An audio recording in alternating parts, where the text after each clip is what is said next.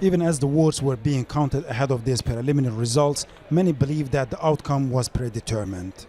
One of Tunisia's most prominent opposition figures, NAJIB CHEBBI, claims the process of this controversial referendum was rigged.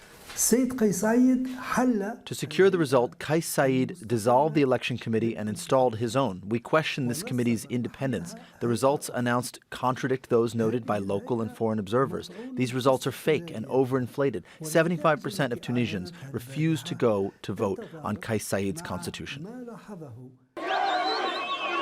Despite the historical low turnout of 30%, President Kais Saied was quick to claim victory. He remains optimistic that this is the beginning of a new chapter for the country. It will be a real democracy and not a formality, as we've had for decades. The people will recover their wealth, and whoever committed crimes against the Tunisian people must be tried.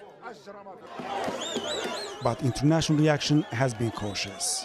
We also note concerns that the new constitution includes weakened checks and balances that could compromise the protection of human rights and fundamental freedoms. With the results now announced, Tunisia will shift from a parliamentarian system to an executive presidential one. Critics say the president will now have full control over parliament, the government, as well as the judiciary. In effect, this will put an end to the separation of power in the country.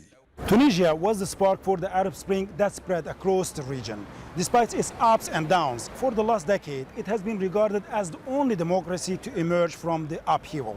But now, with the new constitution coming into effect, questions are being raised. Are the Arab Spring goals betrayed? Is this the end of the Arab Spring? The opposition still believes that democracy will eventually prevail.